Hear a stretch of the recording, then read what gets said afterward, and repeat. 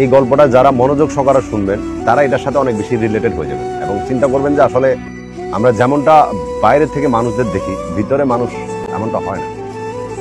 একটা মানুষ কত বড় ধোঁকা দিতে পারে, একটা মানুষ একটা মানুষকে কত বড় বিশ্বাস করতে পারে, একটা মানুষের জীবনে কত বড় কষ্ট থাকতে পারে, এটা হয়তো এই গল্পটা শোনার পর আপনারা বুঝতে পারবেন।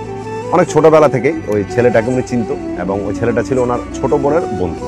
তো বয়সে যদিও ওই ছেলেটা ওনার থেকে বড় ছিল 2 বছরের, কিন্তু ক্লাসের দিকে দিয়া 2 ক্লাস জুনিয়র ছিল, যার কারণে অ্যাজ এ ছোট বোনের বন্ধুর মতোই ওই ছেলেটার সাথে কথাবার্তা বলতো, মাঝের মধ্যে হাই হ্যালো কেমন আছো কি আছে বিষয়। যখন ফেসবুক এত অ্যাভেলেবেল ছিল না, আমি তখনকার স্টোরি বলতেছি, এটা মনোযোগ সহকারে শুনিয়ে, অনেক ইন্টারেস্টিং একটা স্টোরি। দেন একটা সময় উনি কিন্তু ওই ছেলেটার প্রতি একটু দুর্বল ছিল, ছেলেটাকে পছন্দ করতো, বাট কখনো বলা হয়নি বা ওইভাবে কখনো একে অপরের সাথে ওইভাবে কথাও বলা নেই, কিন্তু উনি ছেলেটার প্রতি দুর্বল ছিল, এই পয়েন্টটাকে মাথার মধ্যে রাখবেন। আর এই মেয়েটার জীবনটা কেমন ছিল, উনি যখন একদম ছোট ছিল, খুব ছোট, তখন ওনার আম্মা এই দুনিয়া ছেড়ে চলে যায়। তো ওনার আবা কি করে, আবার ওনার খালাকে বিয়ে করে। তো খালাকে বিয়ে যে করছে, খালা যে ওনার সৎ মা, এই বিষয়টা উনি যখন ক্লাস 5-এ বৃত্তি পরীক্ষা দিতেছিল তখন যায় বুঝতে পারলো। মানে ওই দিন দাদি তার মাথার মধ্যে হাত বুলে বুলে দোয়া করতেছিল, বিকজ মেয়েটাকে দাদি অনেক বেশি ভালোবাসত। তো দাদি বলতেছে যে আমি এখান থেকে তোর জন্য দোয়া করতেছি, তোর মা তোর জন্য উপর থেকে দোয়া করতেছে, তুই চিন্তা করিস না। এটা শোনার পরে মানে মেয়েটা প্রশ্ন করলো যে আমার মা উপর থেকে কেন দোয়া করবো, আমার মা তো বাসার মধ্যে শুয়ে আছে। তখন এবার দাদি মুখ ফুসকে বলে দিছে যে আসলে এটা তোর মা না, এটা তোর খালা হয়, তোর মায়ের দুনিয়াতে নেই। ভাবুন, আপনি ক্লাস 5-এ বৃত্তি পরীক্ষা দিতে যাচ্ছে মেয়েটা, ওই টাইমে মেয়েটা কথাটা শুনছে। সে ওই দিন তার মনে হয়েছে তার দুনিয়াটা উল্টে গেছে, কিন্তু সে কখনো জিনিসটা বুঝতে পারতো না। সে দেখতো যে তাদের ছোট বোন ছোট ভাই যারা ছিল তাদেরকে তার মা অনেক বেশি ভালোবাসত, অনেক বেশি, কিন্তু ওর প্রতি ওরকম কেয়ার, ওরকম ভালোবাসা কখনো দেখাতো না। তো এই বিষয়টা কেন হইতো, কোন কারণে হইতো, এটা এখন সে বুঝতে পারতেছে। তার সাথে যে ঘটনাগুলো ঘটছে ওগুলো সে ধীরে ধীরে মাথার মধ্যে রিয়েলাইজ করতেছিল পরীক্ষার এক্সাম হলে বসে বসে। যা কোনো রকমে কান্নার ভরা চোখ নিয়ে পরীক্ষাটা দিয়ে বাসায় আসলো। আসার পরে সেইভাবে তার জীবনটা গেছে। এখানে জাস্ট তার একটা ছোট্ট কাহিনী বললাম। এরপরে যখন সে বড় হলো, তাকে তার ফ্যামিলি থেকে একটা ছেলে চুজ করলো বিয়ে দেওয়ার জন্য, এবং ওই ছেলেটা বেকার ছিল, সে পড়ালেখা করতেছিল। তো ওই ক্ষেত্রে তার ফ্যামিলি থেকে ওটা পছন্দ করছে, এবং পছন্দ করার পর ওইখানে মেয়েটা বিয়ে শাদী ঠিক করা হলো। মেয়েটাও বিয়ে করে নিল।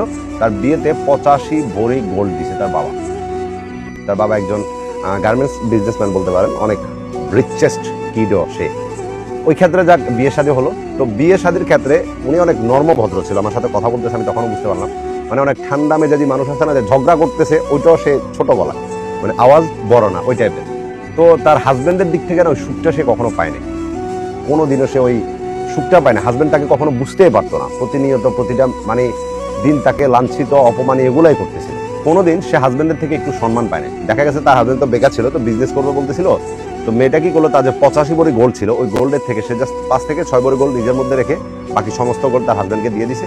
এবং সে যে বিয়েতে গিফট পাইছিল প্রায় ক্যাশ 10 থেকে 12 লাখ টাকা, ওই টাকাটাও সে তার হাজবেন্ডকে দিয়ে দিছে। দিয়ে বললো যে মানে আপনি এগুলো দিয়ে ব্যবসা শুরু করতে পারেন, কারো কাছে কোনো টাকা পয়সা আপনার চাইতে হবে না, মানে হাজবেন্ডকে উপরে ওঠানোর জন্য। যাক, ওইটা দিয়ে হাজবেন্ডের বিজনেসও শুরু করলো, মোটামুটি ভালো পর্যায়ে যাচ্ছে। কিন্তু মানে বাসার মধ্যে আসতো, দেখা গেছে তার সাথে সুন্দর করে কথা বলা, একটু রোমান্টিক ভাবে কথা বলা, ওইগুলো তো দূরে থাক, ভাতের প্লেট মুখ বেড়া মারি দিত, মানে আজে বাজে বিভিন্ন আজে বাজে ভাষায় গালিগালাজ, বিভিন্ন ভাষায় কথাবার্তা বলতো। কিন্তু তারপরও রয়ে গেছে, মানে এই মানুষটা কেন রয়ে গেছে, যে তার বাচ্চা হয়ে গেছে একটা, এবং ওই বাচ্চাটা হতে হতে আরো 2টা বাচ্চা হয়ে গেল, টোটাল 3টা বাচ্চা হয়ে গেছে। তো এখন তো আর চাইলো যে সে তার হাজবেন্ডকে ডিভোর্স দিয়ে দেবে, এটা পারতেছিল না। কেন পারতেছিল? ওই যে সে তার নিজের কথা চিন্তা করতেছে, যে আমার যখন মা মারা গেছে, আমার খালা কখনো আমার মায়ের আদর দিয়ে মানুষ করতে পারে না, আমার ছোট ছোট ভুলগুলোকে অনেক বড় করে দেখছে, আমার বাবাকে বিচার দিতে আমার বাবা এসে আমার গায়ে হাত তুলে।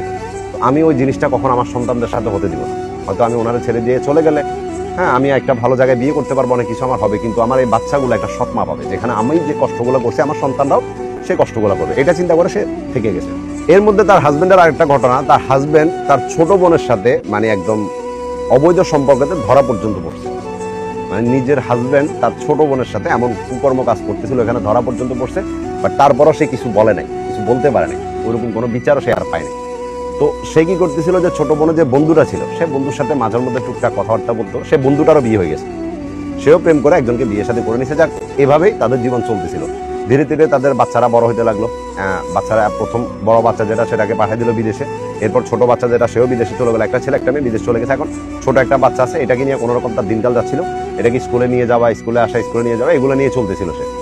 এরপরে একদিন হঠাৎ করে সেই ছোট বোনের বন্ধুটা তাকে ফোন করলো। ফোন করে, এর আগে সবসময় আপনি আপনি করে করে বলতো, কিন্তু ওই দিন বলতেছে যে তুমি কোথায়, তুমি একটু বাসার বারিন্দাতে আসো। তো সাথে সাথে মানে উনি অবাক হয়ে গেছে যে তুমি আমার তো কখনো আপনি করে ছাড়া তুমি করে বলো না, আজকে কেন এরকমটা করতেছো। তখন ওই ছেলেটা বললো যে ওইটা পরে বলবো, দেখা হলে বলবো, তুমি আসো। এরপরে বারিন্দাতে আসলো, আসার পর ওই ছেলেটা একটা বাইক নিয়ে আসলো, কিন্তু ওনাকে নিচে নামতে বলছে। উনি বলতেছে যে আমার বাসার মধ্যে সিসি ক্যামেরা আছে, আমি এই টাইমে নিচে নামলে দারোয়ান জিজ্ঞেস করবো যে আমি কেন নামছি, কি আসে বিষয় বা বিভিন্ন রকম কথা হতে পারে, আমি এই টাইমে নিচে নামতে পারবো না। বলতেছে যে আচ্ছা ঠিক আছে, আমি তাহলে তোমার সাথে পরে কথা বলবো। এটা বলে ছেলেটা চলে গেছে। দেন পরের দিন সে তার বাচ্চাকে নিয়ে স্কুলে গেল, এবং স্কুলে নিয়ে যাওয়ার টাইমে ছেলেটা আবার ফোন দিচ্ছে যে তুমি কি এখন আমার সাথে একটু দেখা করতে পারবা। তো পরে উনি একটা প্ল্যানিং করে ওনার সাথে দেখা করার প্ল্যান করছে, এবং ওই ছেলেটা ওখানে আসছে। আসার পরে মানে একটা হলুদ কালার ফুল ছিল, বাকি সবগুলা গোলাপ ফুল ছিল। অনেকগুলা লাল কালার ফুল নিয়ে, মানে একটা ফুলের তোড়া নিয়ে ওই ছেলেটা দাঁড়ায় আছে। অনেকগুলা মানুষ চারিপাশে দাঁড়ায় আছে। উনি আস্তে ধীরে ধীরে ছেলেটার সামনে যখন আসলো, ওই ছেলেটা ওনাকে ওখানে প্রপোজ করছে ফুলগুলা দিয়ে, যে আমি তোমাকে অনেক বেশি পছন্দ করি, আমি তোমার সাথে রিলেশনশিপে যেতে চাই বা বিয়ে করতে চাই, একসাথে যেটা বলে। উনি বললো যে তুমি এটা চিন্তা কেমনে করলা, মানে আমি যে তোমার প্রপোজালটা অ্যাকসেপ্ট করবো, এটা তুমি চিন্তাটা কেমনে করছো, আমার দ্বারা এটা জীবনও সম্ভব না বা পসিবল না। এটা বলার পরে ওখান থেকে উনি চলে গেছে, ওনার ড্রাইভার আসছে, ওনাকে নিয়ে চলে গেছে। দেন এরপর থেকেও কিন্তু ধীরে ধীরে ছেলেটার সাথে কথাবার্তা চলতেছিল। এর মধ্যে ওনার যে বাচ্চাটা, ছোট বাচ্চা, ওইটাও মোটামুটি বড় হয়ে গেছে। বাচ্চা যে ওইটারও বাইরের দেশে পাঠিয়ে দিল। তো ওইটা চলে গেলে না উনি একদম একলা হয়ে যাবে, বিকজ হাজব্যান্ডের দিক থেকে তো ওইরকম ভালোবাসা মায়া কখনোই পায়নি। ওই বাচ্চাটার দিকে তাকায় ছিল। প্রথম দুই বড় বাচ্চাটা তো বাইরের দেশে চলেই গেছে পড়ালেখা করার জন্য। তো ছোট বাচ্চাটা ছিল, সে বলতেছে যে মা, আমি জাস্ট 6টা বছর বাইরের দেশে, আমার পড়ালেখাটা শেষ হলে আমি চলে আসবো, আর তোমার সমস্ত কষ্ট আমি দূর করে দেবো, তুমি চিন্তা করো না। যাক, যখন ছোট বাচ্চাটাকেও বিদেশে পাঠাই দিল, এরপরে ওই মহিলার হাজবেন্ড একটা কথা বললো যে জাস্ট ওরে তুই যাইতে দে, তারপরে তোর উপরে যে কি চলবে তুই এটা দেখবি। যখন ছোট বাচ্চারাও চলে গেল, হাজবেন্ড ওই বাসার মধ্যে একলা থাকতো। এমন এমন অত্যাচার, এমন এমন কথা উনি শুনতো যেগুলো উনি মানতে পারতো না। যাক, এরপরে উনি ভাবলো যে আমি তো একলা সারাদিন বাসার মধ্যে বসে কি করবো। একটা চাকরিতে জয়েন করলো, মোটামুটি ভালো রেঞ্জের একটা চাকরি ছিল। ওইখানে জয়েন করার পরে ওখানে অনেক মনোযোগ সহকারে কাজকর্ম করতেছিল, এবং মাঝের মধ্যে ছেলেটার সাথে কথাবার্তা বলতেছিল। এবার বলতে বলতে ওই ছেলেটার সাথে একটা সময় একটা ভালো বন্ডিং হয়ে যায়। আর ওই ছেলেটা যেখানে বিয়ে করছে, ওই ছেলেটার শ্বশুরবাড়ির সমস্ত মানুষই আমেরিকাতে থাকে। ওই ছেলেটার সমস্ত পরিবারই আবার আমেরিকাতে রিটার্ন চলে যাচ্ছে। ছেলেটার ভিসার জন্য দিছিল, কিন্তু ছেলেটার ভিসাটা কোনো কারণে হয়নি।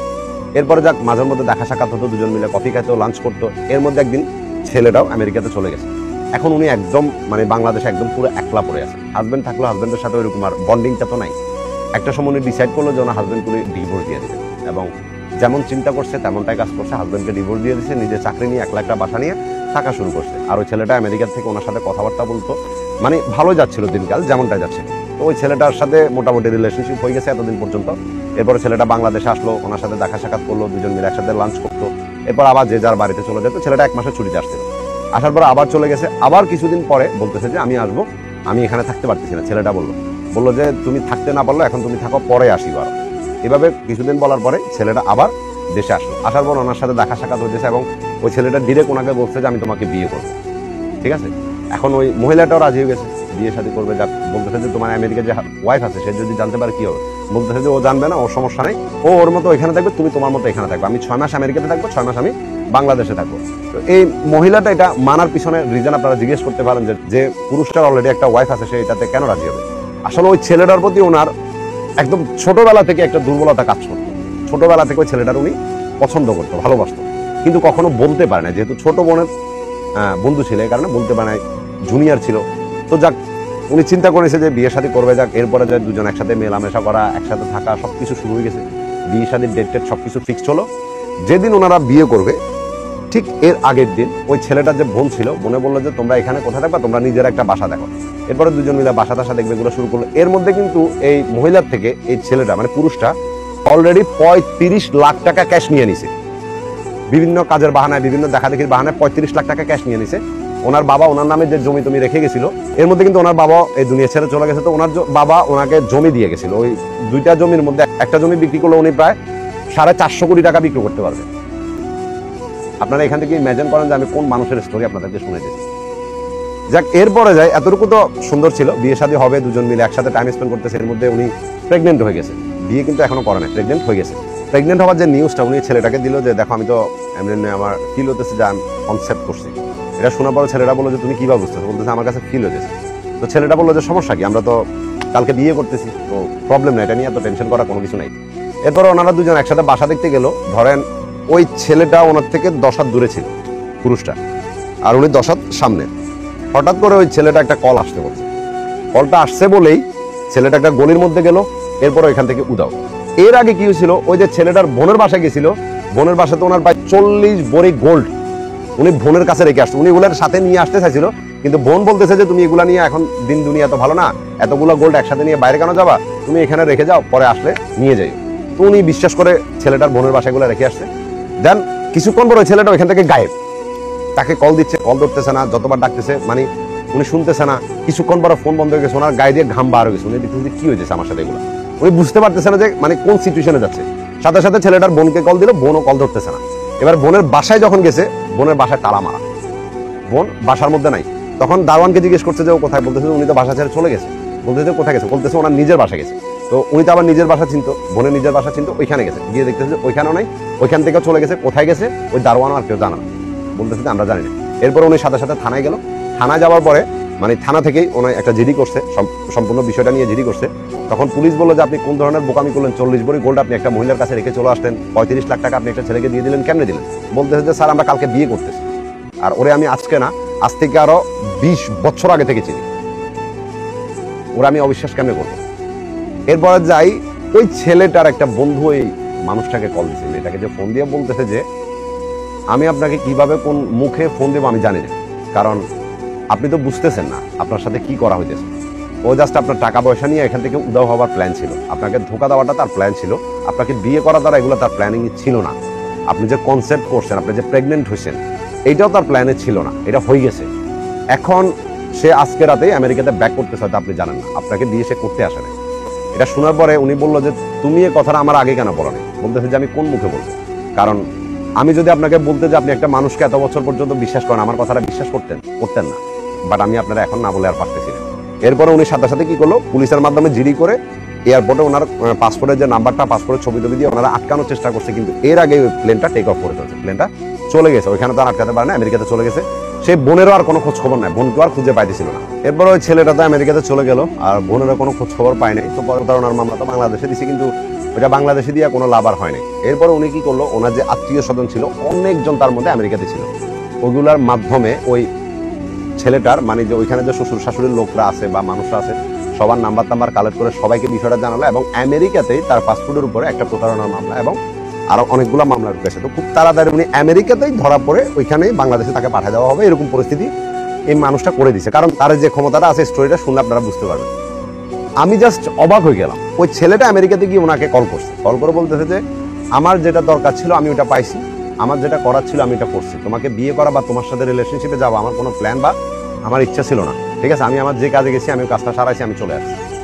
মানে আপনি একবার চিন্তা করেন, একটা মানুষ কতটা নিকৃষ্ট প্রজন্মের হইলে এমন কাজ করতে পারে।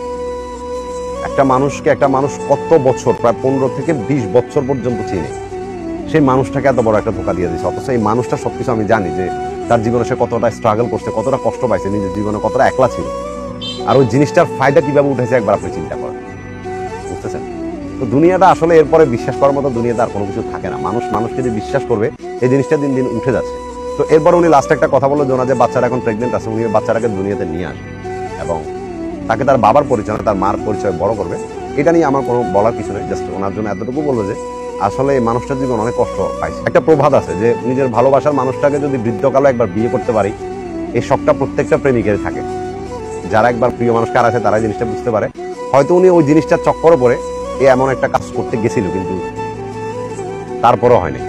ভাবেন, বৃদ্ধকালে হলো নিজের প্রিয় মানুষটাকে কিন্তু বিয়ে করার শখ থাকে, সবারই থাকে এটা, কিন্তু তারপরও জিনিসটা পাইলো না। কষ্টকর মুহূর্ত হলো এটাই। আমি আপনার জন্য দোয়া করি সিস্টার, ভালো থাকবেন।